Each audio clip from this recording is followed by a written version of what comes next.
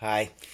Wanted to give a bit of a story. I thought it would be interesting and it definitely will illustrate a couple points, at the end of which I'm going to be able to share that same exercises from the story with you. And that's for today's vlog. I wanted to go back in time a little bit, mid to late 90s. And I was working as a mental training specialist. I was focusing on elite athletes, specifically in gymnastics and power tumbling. And I was over in, I think it was Winnipeg, and it was about the hottest day of the whole summer, probably end of July, and a good 42 with the Fahrenheit, so somewhere in like Death Valley plus 100 Fahrenheit for my southern brothers. And it was ridiculously hot. 1,000% humidity. Skin was an optional layer of clothing at that point. It was awful. And there was a meat processing plant, the largest in the country. For some reason, they thought it was a wonderful idea to put about 300 feet away from that the next meat packing plant. And that was also the second largest meat processing plant in the country. So the two largest meat processing plants in the country were a rock throw apart from each other. In between those two buildings was a gym, specifically for gymnastics facility. And it had produced some of the best athletes that our country has ever made in that art. And what was crazy was is that I was coming in to speak with about 300 or so elite athletes there. And with those people, we were supposed to do some guided visualization and some power sessions. And their air conditioning wasn't working. It had been so hot it actually broke, and so that it died. And they were stuck on the hottest day of the year with no air conditioning, sandwiched between two meat processing plants that also happened to be in the busiest weekend of the year for meat processing. You combine that heat with that smell and no air conditioning, I was convinced we should cancel the whole thing. But I reached deep down inside, and I'm sure some of you have had to go through considerably more unpleasant situations.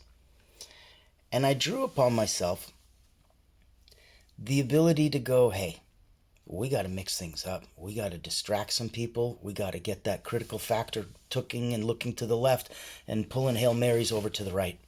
We got to find a way to have everyone deeply concentrate and focus and completely ignore the smell and the heat and the stench and all the uncomfort and nastiness that's going on around them. Well, that's impossible. Once I realized that, I took a deep breath and went, okay, whew, I'm not Jesus. I can't walk on water, so thank God nobody's asking me to do that because that would not work. But what might work is the exact opposite. And so I had them focus on the standard biofeedback breathing that I'm sure you guys are all very familiar with now, holding your breath, coordinating it with your pulse, so that 3 beats of your pulse equal 3 parts of an inhale, 3 beats of your pulse equal the top holding part, 3 beats of your pulse equal the exhale, and then 3 beats of your heart are going to be at the bottom hold. And we do that 3 times till you get into a very proper biofeedback equalized state. Now at that point, oxygen enriched and mentally activated and synapses firing, that's usually when we begin and do some kind of work. What's neat is I went through all of that with them and then went completely the different direction and said, we're going to do an intense focus concentration exercise. It's the opposite of doing an escape or going into a success room or any of the other things that you might have been exposed to if you've been paying attention to my blogs, if you'd signed up over on the website, personal-momentum.com. There's a 3-part video series that's free and available to everybody there as well. And one of the things you might not have seen is, well, this is great to take my mind off of everything. What if I need to really put my mind onto it? Like, can I use it to hyper-focus in the same way? And so that's what we were up to here.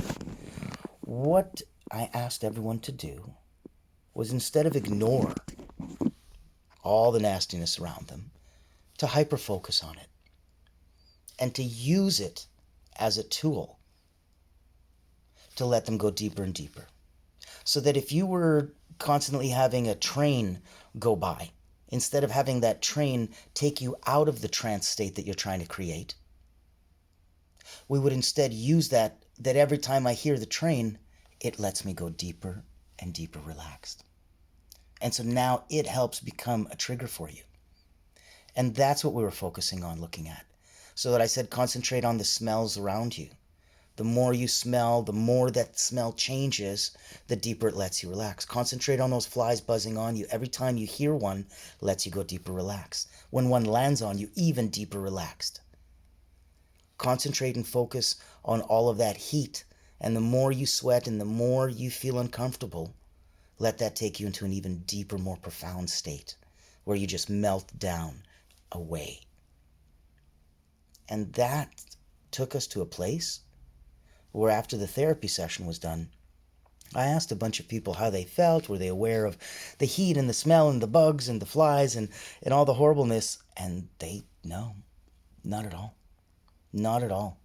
And it was neat because I would have thought that I would have been the one that had to come up with something so deep and so intense and so distracting to take them away from something that was so deep and so intense and so distracting right now.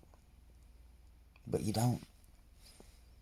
If you concentrate and hyper-focus on what it is right now, but instead of use it to freak yourself out, and go, what's that? What's that mean? Oh my God, what was that? Not asking anything, using it as an anchor. And every time you hear it, every time you feel it, every time you sense it, using it to let yourself drop down, deeper and deeper relaxed into that hyper-focused state that you're looking for. I hope that helps. I'm Natan Verhovsky. Hope to see you and hear from you soon. Drop a like, get a comment, subscribe, and follow me. Let me know what you like and what works for you. Talk to you soon. Bye.